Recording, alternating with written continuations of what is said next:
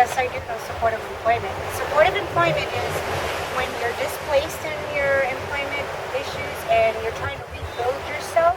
It's like an employment coach that where you don't feel like you have certain skills or abilities or maybe new goals to do something, to develop a business. You know, that's where supportive employment comes in, and it's just to rediscover your employment abilities. And for me, it's very important because a lot of these people after Maria were displaced from employment. And a lot of people had to reinvent themselves, including myself. That, you know, in this situation, I lost my job because of Maria, and I had to go work with FEMA.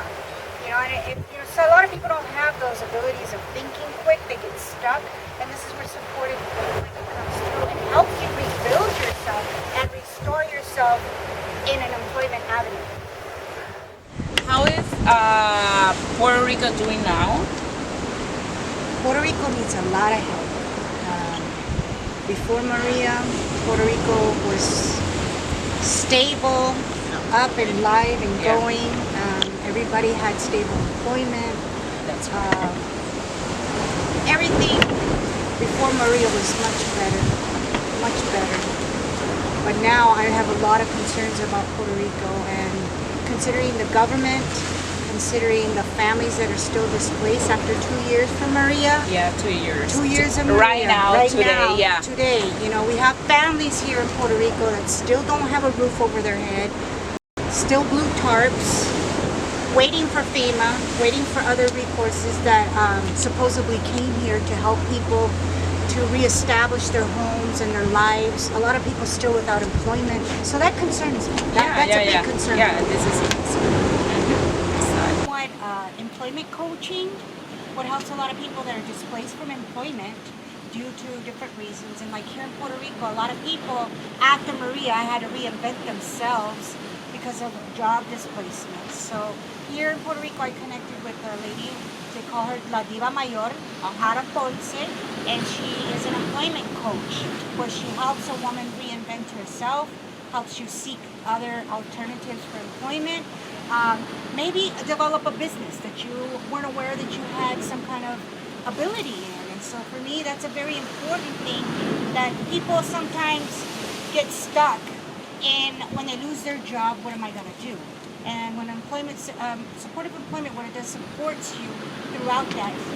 It helps you figure out your abilities, or either build you a new resume in life to have the life skills to go seek more employment. So I'm for supportive employment. It's very important because a lot of people get lost when they lose their job. Homes are deteriorated, marriages are destroyed, and you know, a lot of depression because people don't know what to do after they don't have an employment. So that's very important. It's very important. What do you have to say to Puerto Ricans? I would say to Puerto Ricans, gracias. So, Lara, how is Puerto Rico right now? Puerto Rico needs a lot of help.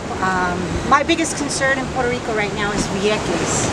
If you see the island Vazquez and Culebras, it's something that is deteriorating because of the maritime transportation. It has affected a lot of the Vazquezes, and the government has not paid any attention towards the needs of the people that reside in Vazquez. Transportation, medical, the homes. And my biggest concern is working all over here in Puerto Rico is seeing the families that still haven't received the adequate assistance after Maria, that they still live in blue tarps, their homes are deteriorated, they still have lots of mold, health conditions, employment issues, government issues. Puerto Rico is not in the best condition right now.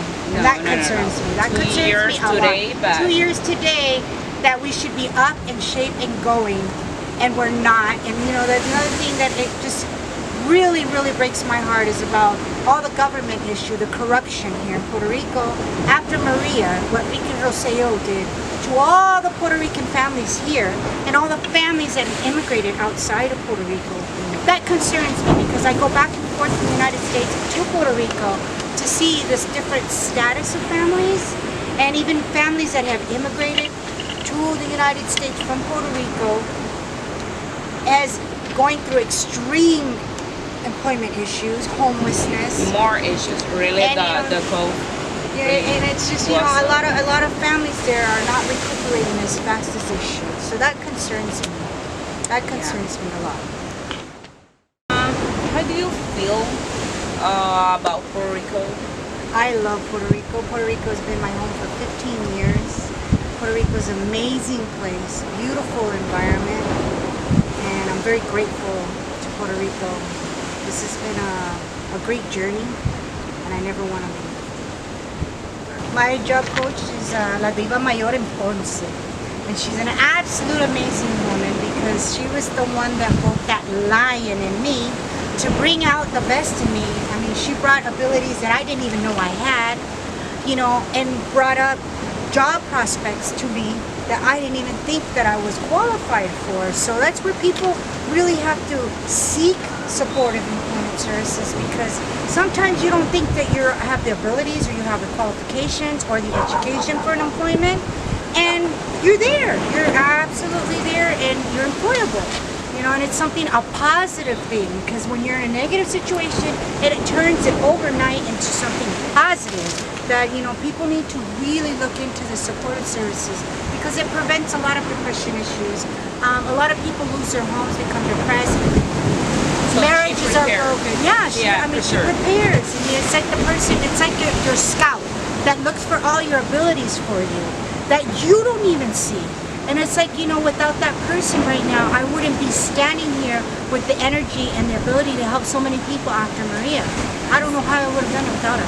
Honestly, I don't know. That's very important, that people need to seek this alternative of employment supportive services, because without that, a lot of people, the suicide rate is very high, the depression rate is very high, and then also here, the dependence on public assistance. People don't want to be dependent, and then also the limited unemployment benefits. It's very, very scarce and very hard, and considering in Puerto Rico, it was a very challenging issue.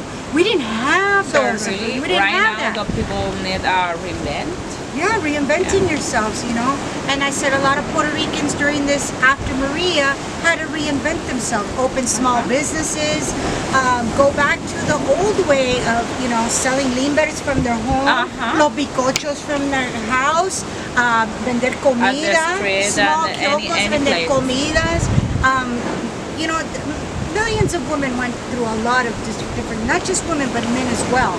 A lot of these men had to go out there and reinvent. Like, you had these people that didn't have the availability of an oil change service, and someone with an employment coach says, hey, why don't you be a mobile oil change person? And they ended up from being employment to their own business person. So to me, that's very important. And grab. And you have your own way to sustain yourself and your family, and that's, for me, is empowerment. Empowerment is important for people. Very important for people. Yeah. So thank you for joining us, and Thank you.